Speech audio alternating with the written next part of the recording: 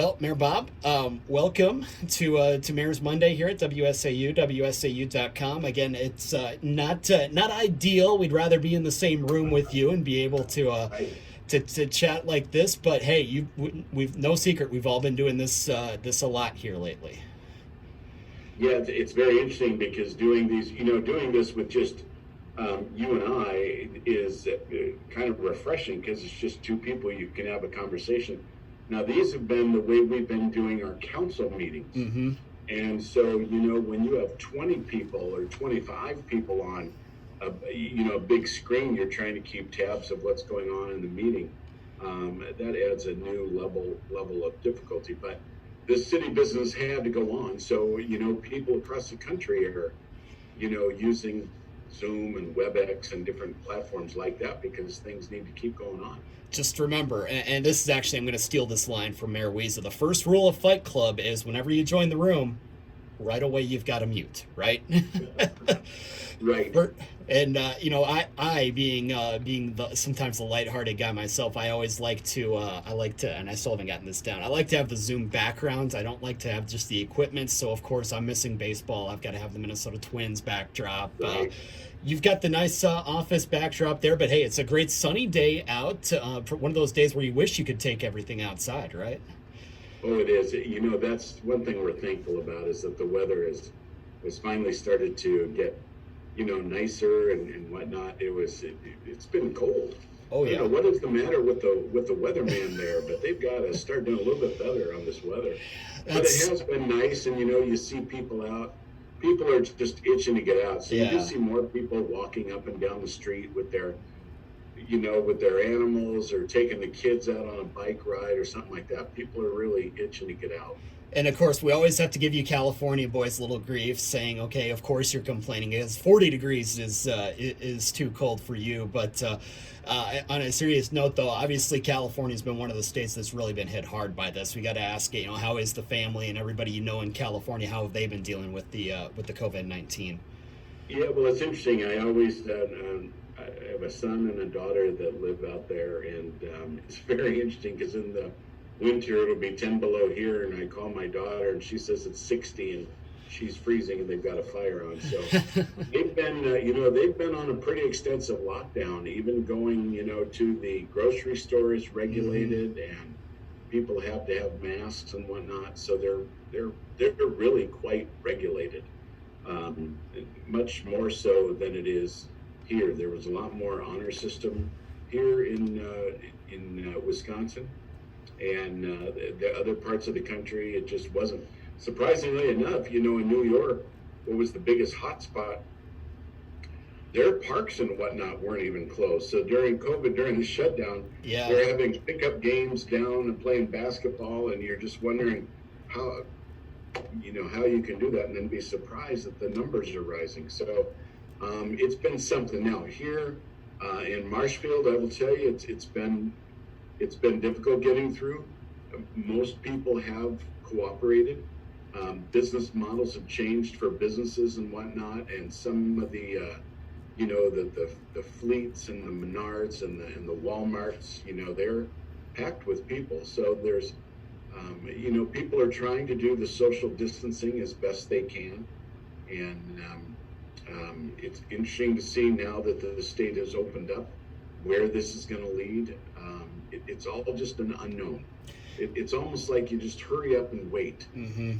And that's kind of the feeling that people have right now. And that's probably one of the things that's really made your job and the job of your peers in the area the most difficult as well, is not being able to give people solid answers when they're wondering what they should do about their business plans, or wondering what they should do, whether close the business or be open for certain things. There's been a lot of unknowns there. There's been a lot of unknowns, and I've been doing a lot of, when all this first started, back in March, I was doing about 2 updates a week for the citizens here in Marshfield, and now it's about 1 a week, and I'm staying away from all of the hype and just giving information, because I've just found that, people could take the information, but when you start getting 10 different ways of giving information, that's where the public just gets to, okay, who do I believe? What is actually going on? So we've really made ourselves quite visible to the public. We're doing all of our meetings again. We're doing them like this virtually. There's going to be a meeting next Tuesday, our Common Council meeting, to discuss how the city will begin to reopen. We're not opening quick. We're going to take the time. City business does have to go on. Streets still need to be taken care of. The police and fire, they still need to do their things. Economic development, that they still need to do theirs. There's a lot of building going on. A lot of people need permits. So the functions of the city are still alive and well. We've done this where City Hall itself is closed to the outside. We do allow appointments and whatnot. Many of the staff are able to work here, and many of them are working remotely at home, just like any business does. It's very interesting going up and down our hallway here, though, because normally we all keep a very open door policy. You don't want to close your door, and since COVID, everybody's got their door closed. But we're taking, a lot of really, really good precautions. Myself, the police chief, the city administrator, the fire chief, and a couple of the fire folks, as well as, folks from the hospital, Wood County, Marathon County. There's a group of about 25 of us that meet on a weekly basis, again, on this type of platform, where we just give an update to where the right hand knows what the left hand is doing, and right. We're not duplicating services. That has gone really well. We started that, even before we had the first diagnosis in Wood County. Matter of fact, I remember it was a Sunday evening, and we had all decided, about 7 of us had decided we better get together and start organizing this committee, if you will. And it's just bunch of people from, and I told you who they were. And that night, as we were on the phone discussing it, my phone went off. The police chief and one of the folks there from the hospital from Wood County, and that's when the first diagnosis of somebody in Wood County having the virus was there. And so it was, you really felt the kind of the weight of the world on your shoulders at that time. But I've been very, very happy with how everybody has worked together. The communication are wide open, and it's really provided a great base for us here. And, you mentioned keeping the city business going as normal as possible. We'll get to that in just a bit. But one of the first things that you did is, and actually this is something a lot of communities in central Wisconsin did, and I think all of you that made this decision really should be applauded for it, was making some of these grant monies available, forgivable loans to small business owners in the community, non-franchised businesses, because those are the ones that I think many people were most concerned about. Are they going to survive something like this? Well, that's it. There's a lot of great federal things out there. The PPP program, I mean, if you can imagine a several billion dollar issue like that went from concept to being put on the streets in about 15 days. The fact that government could do it that quick was really quite amazing. And then there was stimulus checks for the people, and people got unemployment, and there was a lot of different things. But there's some businesses that fell in the cracks. They didn't have LLCs, or they didn't qualify for the PPP for whatever. And we were hearing them. I mean, they were, hair salons and restaurants that don't, they've got to be able to make their payments. So I was looking around, saw what a couple of cities did, and I got together with our economic development director, Josh Miller, and said, we've got to do something. Let's put together a grant program. The initial thought was $1,500. We would come out of our contingency fund. We'd get about $40,000 there. Took it to the council. They were very warm to the idea.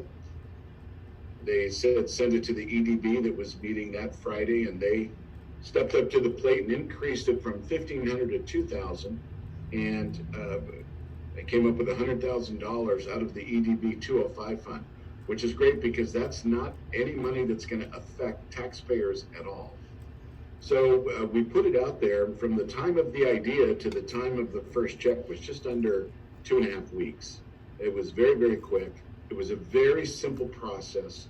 And it was just, it was for people, show us whatever your mortgage, rent, or lease are, your utilities, and if you're building an online presence, anything to that, up to $2,000. And we were able to get those checks out. I believe there was 69 applicants, and of that, 58, I believe, qualified. They had all the paperwork or whatever, and so the grant amount, and these are grants. These are not, these folks do not have to pay this back. This is not life-saving money. It's up to $2,000, but it's enough to help them pay their rent for their business that month, May, their utilities, and it's going to give them something. And it was amazing, the response that we got. Our community was amazingly supportive of it, and the recipients were obviously very happy with it. So again, it's not going to save, it's not going to save the world, but it's going to give that business owner maybe just a little bit of a shot of hope, and to keep them going. And that's certainly what we've seen. So we're very excited about it. And then as far as those businesses go, I mean, what has the community response to them been? You hear a lot of people saying, okay, Tuesday night is takeout night, support local. Actually, we've kind of joked about it in the industry, being support local now means we're too lazy to cook when we get home. And we also want to help others out.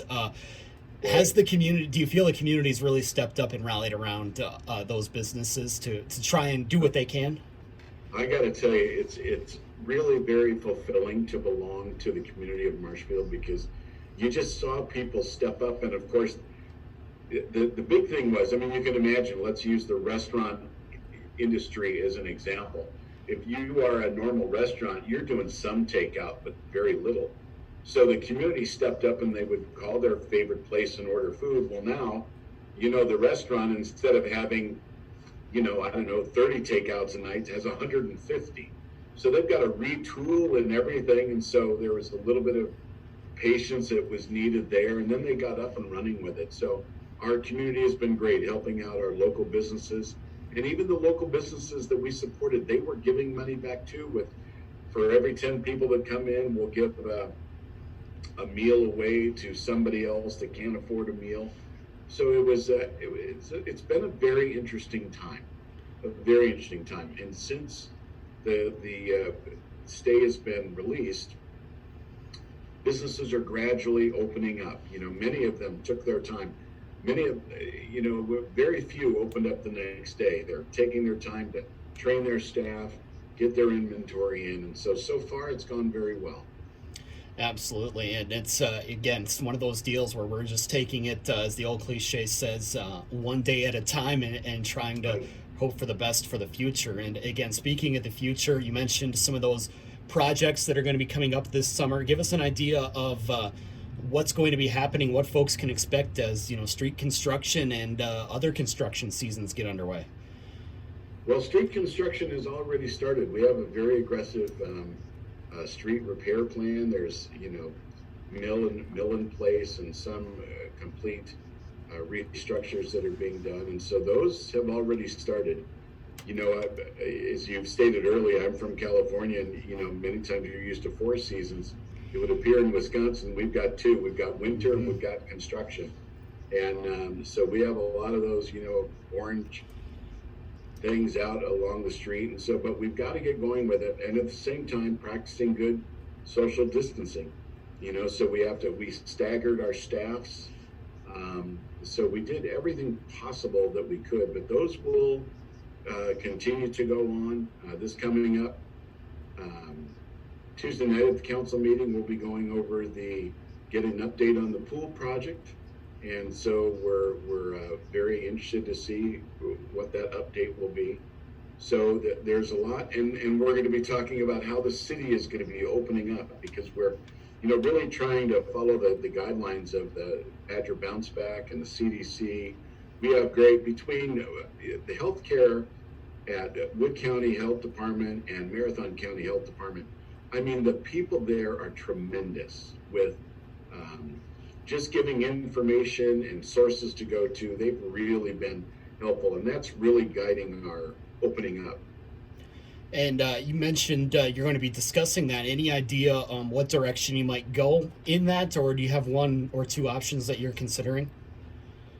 Well, the last week when we had our meeting, council meeting last week, the charge was given to our city administrator Steve Barg to bring back to the council that open up plan, and so he with city staff, department heads, they've been working on the open up plan, and so we'll get a good idea of what that is next coming Tuesday.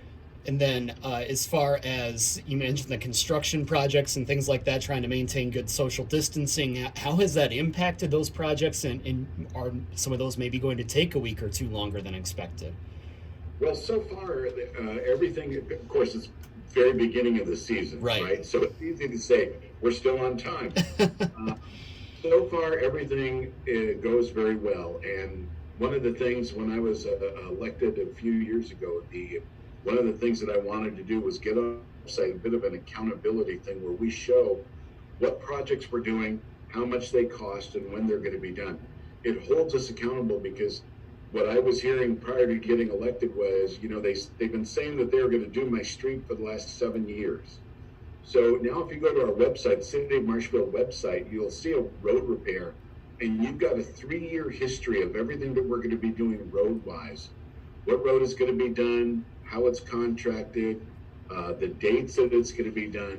So, we are just starting. So right now we are still on time. Mm-hmm. And the crews have been doing, very well.